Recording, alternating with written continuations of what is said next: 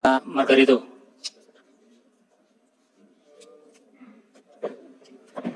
Saya akan mulai dengan pertanyaan dari pihak terkait.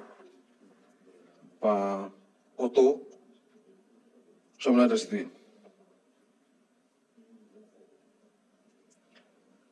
Apakah MK bisa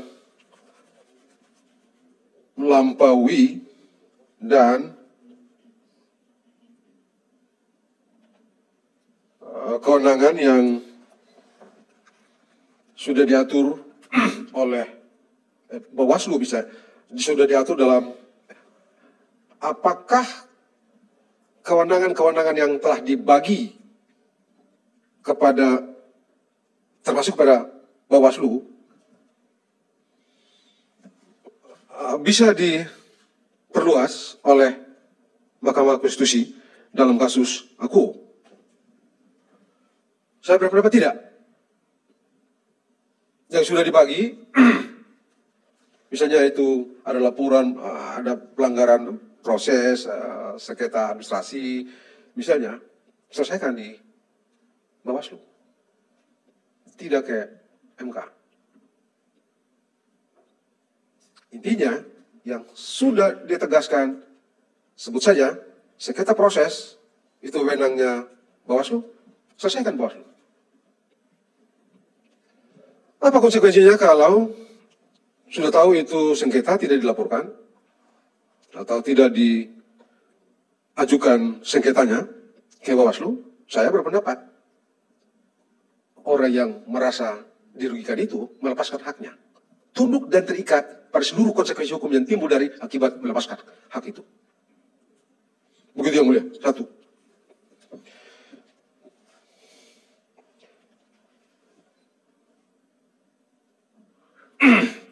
Yang kedua, apakah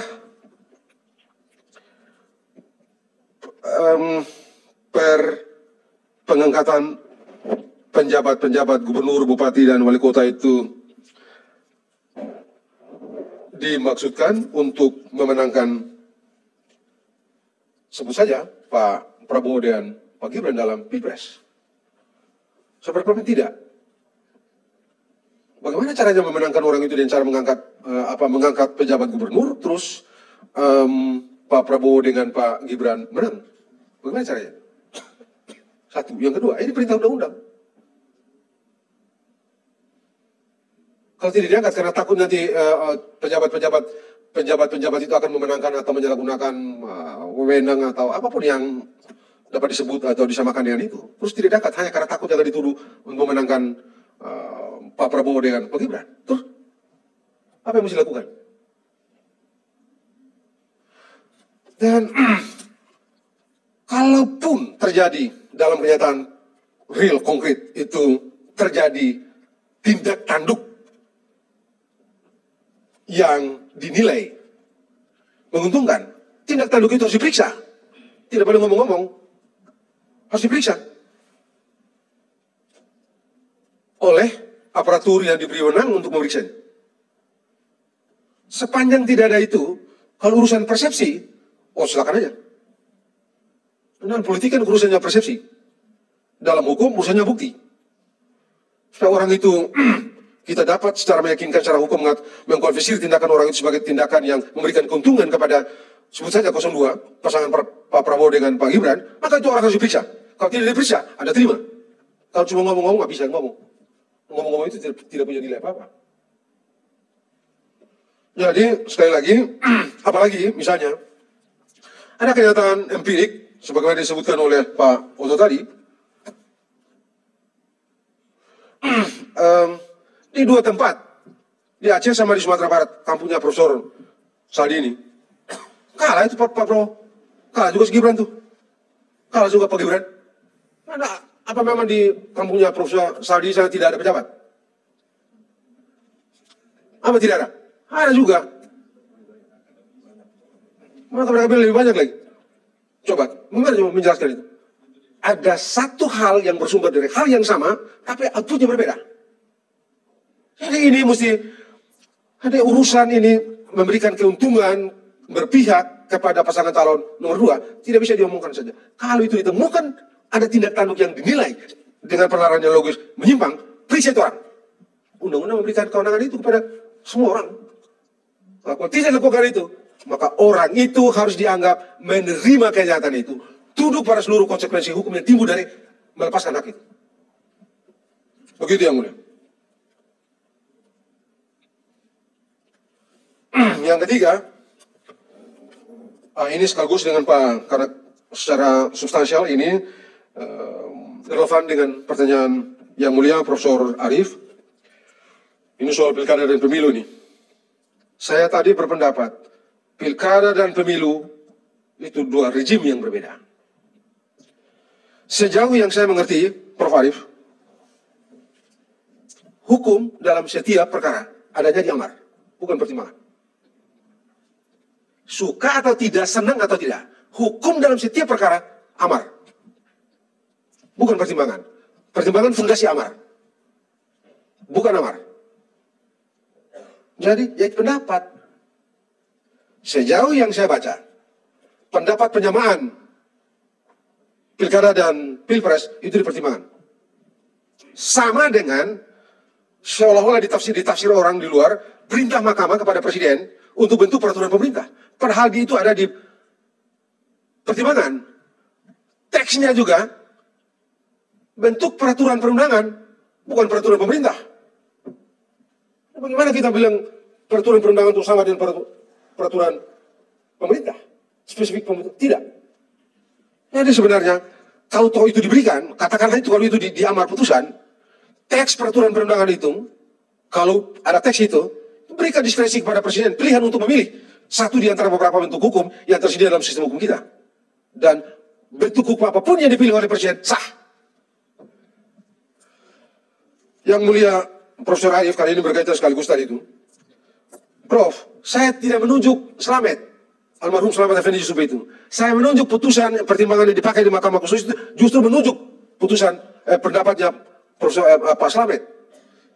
Perdebatan itu panjang. Saya kutip dari dalam sini. Banyak itu perdebatan. Ada Rusnaniar, ada Rusnaniar, ada beberapa orang. Banyak perdebatan itu.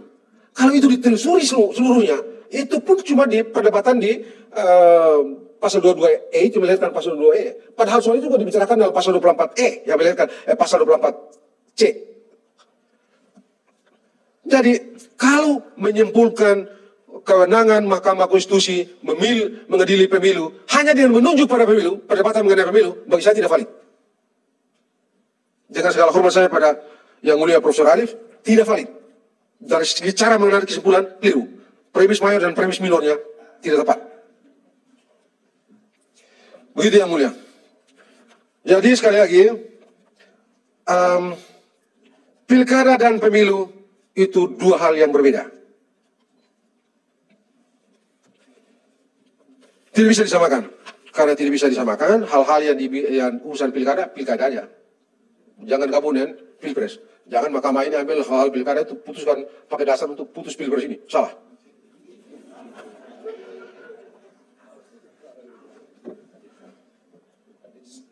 Oh, nanti, nah itu dia, jangan-jangan satu waktu di pemilihan kepala desa dibawa juga ke sini. Kan celaka juga gitu. Dan itu apa? Supaya mahkamah ini betul-betul top.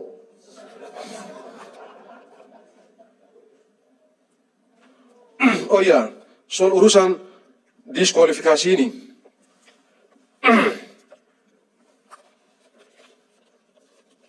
Apakah mahkamah ini bisa mendiskualifikasi pasangan calon? Sebagai orang hukum, apa dasarnya? Apa dasarnya? Orang itu tidak memenuhi syarat? Ataukah pelanggaran-pelanggaran itu sedemikian kacaunya dan tidak bisa dibicarakan? Konkret, bawa ke sini buktinya. Saya tahu, di pilkada, di beberapa pilkada saya jadi ahli, memang sempat diperiksa itu. Beberapa hal yang sebenarnya masuk dalam proses diperiksa di sini. Tapi itu konkret. Saya tidak usah sebut yang spesifik. Satu pilkada, pada waktu itu dalam perhitungan di KPU, Itu rusak semua itu C1 itu, tipex, double tipex, sudah diprotes di KPU sidang itu, di rekapitulasi KPU masa bodoh, di sini dipersoalkan. Bagi saya logis. Itu pilkada. Pada dasarnya, ada peristiwa konkret yang menurut akal sehat logis untuk dicek. Sekarang, kembali ke pertanyaan Prof. Yusril, ini guru saya. Saya itu sebenarnya dulu mau ambil hukum ekonomi, ketemu Pak Yusril bilang, gak usah, satu waktu nanti tata negara itu penting, kamu jadi orang tata negara saja. Nanti saya bantu, kamu memberikan rekomendasi, kamu masuk tata negara. Ya sudah, kita bikin lagi, saya bikin tuh proposal di pramuka di pojok itu. Mana di kampung kok. Ini gara-gara Prof, ya sudah. Nah, setelah itu, selesai doktor, ikut lagi beliau ke Seknek. Beliau berhenti, saya berhenti juga. Iya benar. Beliau berhenti dari Seknek, saya berhenti juga. Saya bilang, Prof, beliau nggak mau saya keluar dari Seknek. Saya bilang, nggak Prof, saya ini diajarkan oleh orang tua saya, orang yang membawa saya, saya tidak bisa tinggalkan orang yang membawa saya dalam keadaan susah. Jadi Prof berhenti, saya berhenti juga. Berhenti saya. Benar, saya bilang, nggak Prof. Dilanjutkan jawabannya. Baik. Jadi, tidak bisa didiskualifikasi. Suka atau tidak, senang atau tidak. Saya selalu mengatakan, hukum tidak ada urusan dengan suka dan tidak suka. Hukum memaksa kita untuk objektif. Hukum mengharuskan kita untuk objektif. Sebab kalau suka dan tidak suka, rusak. Ya sudah waktunya, Pak Materi itu sudah mau habis. Yang tidak konsisten tadi dijawab. Yang tidak konsisten. Tadi perusahaan sudah jawab. Pak Arsul, Pak Henry, Iya, kan Pak Saldi, iya. Silakan jawab. Saya mulai dulu dari Prof. Saldi. Apakah dengan pendapat saya itu Mahkamah berubah? Mahkamah berubah. Apakah dengan pendapat saya itu Mahkamah berubah? Tidak kan? Apakah dengan pendapat saya itu norma berubah? Tidak. Saya mesti berpendapat. Dan karena itu saya ikuti. Karena tidak pernah berubah dari ya seperti ini sikap saya. Tidak berubah. Saya kan di perdebatan mengenai putusan MK 90 itu, saya bilang 1000 sarjana hukum mengatakan putusan itu tidak sah. Sah itu putusan. Putusan itu saya bisa dikoreksi dengan putusan. Tidak ada dengan cara lain. Jadi begitu Prof. Saldi. Kemudian abang saya, Pak Andri hormat, yang terakhir itu 1000% bohong. Salah itu. Itu orang bolak-balik itu. Tidak. Yang saya bilang pilkada 2024 lebih buruk itu 1000% bohong. Orang ngarang-ngarang itu. Kalau Pak Henry Sangkal itu maju ke depan, kita berdua ambil Al-Quran sumpah. Siapa yang bohong, mati dia. Keluar dari sini mati. Dan itu bohong itu. 1000% bohong. Tidak. Kalau saya bilang pemilu 2024 itu jauh lebih baik dari pemilu 2019, betul. Kalau itu tidak perlu disumpah. Tidak perlu disumpah, ada itu.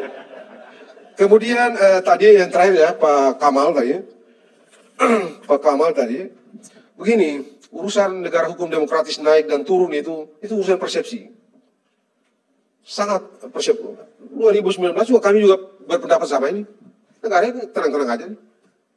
Jadi soal persepsi aja, demokrasi, pemilu ini akan begini-begini, demokrasi akan runtuh. Enggak lah, tidaklah. Ada pemilu jauh lebih buruk, tapi tidak seperti ini. Tidak mengakibatkan negara hukum turun kualitas. Enggak. Demokrasi ini kan barang yang tidak memiliki bentuk akhir. Sesuatu yang terus-menerus berproses. Jadi, karena dia terus-menerus berproses, bagaimana caranya menentukan dia naik atau turun? Terakhir Pak Refli tadi, saya merasa penting untuk menjawab ini. Putusan Pak Refli, pertanyaan Pak Refli ini. Risalah dan putusan. Oh, risalah itu bukan hukum kok. Bagaimana bisa dibandingkan dengan putusan? Dan kalau putusan amar, hukum dalam putusan itu ya amar, hukum dalam putusan itu amar, bukan di dalam pertimbangan. Pertimbangan cuma memberikan fondasi. Dan bagaimana caranya membandingkan itu? Orang satu bukan hukum, satu hukum, membandingkan dua hal yang berbeda. Tadi Hair sudah bicara. Tidak masuk akal. Menyamakan dua hal yang berbeda juga tidak masuk akal. Jadi saya kira pertanyaan juga ya. Kemudian mengenai pengangkatan pejabat demokratis bla bla bla segala macam ini. Ini demokratis, ini barang ini sudah dibicarakan dari zaman Yunani kuno sampai sekarang ini begitu. Aristoteles kan jelas ini. Ini bentuk pemerintahan yang tidak bagus. Ini sebabnya di perdebatan pembentukan konstitusi Amerika Serikat orang tidak bicara mengenai demokrasi, orang bicara mengenai republik. Ini barang busuk ini. Demokrasi ini. Coba lihat aja kita yang belajar-belajar ilmu tata negara ini. Kemudian bagaimana dengan putusan MK? Sekali lagi, putusan MK dia menjadi hukum norma imperatif harus berlaku, yaitu kalau amar. Menurut tidak. Bagi saya, prosedur cara menemukan calon gubernur, calon pejabat gubernur, pejabat bupati, pejabat wali kota yang diatur dalam Permendagri nomor 4 2003 itu akuntabel, beralasan dipakai, dia harus dianggap legitim, demokratik dengan semua definisi yang mungkin kita berikan padanya. Bagaimana dengan putusan? Saya kira sudah semua ya. Kamal, saya kira tidak ada yang tidak ada yang terlalu. Oh terakhir, saya kira penting untuk tadi satu pertanyaan dari Pak Henry tadi soal putusan nomor 90 yang begini. Saya mau singkat aja nih. Kalau mau sederhana, ada atau tidak ada PKPU yang mengatur syarat itu, tetap saja ada syarat. Mengapa? Karena syarat itu diatur dalam Undang-Undang 2017. Dan dalam ilmu hukum, saya cukup percaya, Bapak-Bapak yakin, dan Bapak-Bapak tahu, kalau dasar hukumnya berubah. Syarat itu diatur dalam pasal 169. Pasal itulah yang diuji di sini. Dan diberi tafsir berbeda. Hukumnya berubah, dasarnya berubah. Hukumnya berubah. Kalau Tanya bilang itu belum bikin PKPU dan segala macam, terus pendaftaran Pak Gibran, pasangan Prabowo Gibran itu tidak sah. Banyak sekali yang tidak sah di Republik ini, Pak. Banyak sekali. Mahkamah Konstitusi ini 2 hari menjelang putusan, menjelang coblos pada waktu 2009, bikin putusan pakai KTP kan, Pak Sosani. Buat putusan, KPU ubah tuh putusan? Tidak. Pak Yusril dulu uji undang-undang imigrasi, turun selesai, beres, sah. Bang Magdir uji undang-undang soal yang lain, diputus ini, langsung berlaku, Pak. Tidak ada. Jadi kan yang paling pokok begini, di undang-undang dasarnya berubah, hukumnya berubah, dasar hukumnya berubah, pendaftaran sah. Kenapa tidak disengketakan? Sudah kalah baru ribut. Sudah ya, kan waktu sudah habis, Pak. Satu lagi yang mulia, saya punya jawab. Yang mulia, tadi pertanyaan dari yang mulia Hakim Arsul Sani belum jawab berkaitan dengan konsistensi ahli. Oh iya. Ya, penting saya kira untuk dijawab. Sudah tadi. Kan tadi Pak jawab oleh jawab oleh Prof. Sali tadi. Saya punya yang mulia. Yang dari pemohon 2 yang kedua tadi, coba diulang lagi supaya cepat, singkat saja. Ya, adanya kekosongan hukum di perkara TSM itu. Tidak, saya tidak menganggap ada kekosongan hukum. Sama sekali tidak menganggap ada kekosongan hukum. Baik, karena ahli itu kadang-kadang kalau tidak yakin bibir-bibir tinggal itu. Nah, yang digas itu yang betul-betul dia kuasai itu. Itu ahli di mana-mana begitu. Nah ini Pak Toyo juga.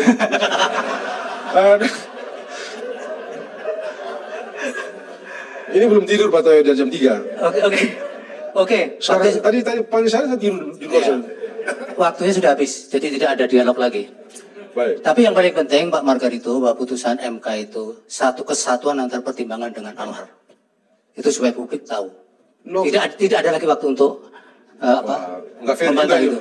Silakan, waktu sudah habis. Terima kasih Pak Margarito. Mudah-mudahan keterangannya bermanfaat untuk pengambilan putusan ini. Amin. Sebelum Pak Margarito meninggalkan tempat, saya izin Pak Ketua, saya mengatakan 1-2 patah kata. Pak Margarito, terima kasih atas nasihatnya kepada Mahkamah supaya Mahkamah Konstitusi top. Terima kasih banyak. Assalamualaikum warahmatullahi wabarakatuh. Waalaikumsalam.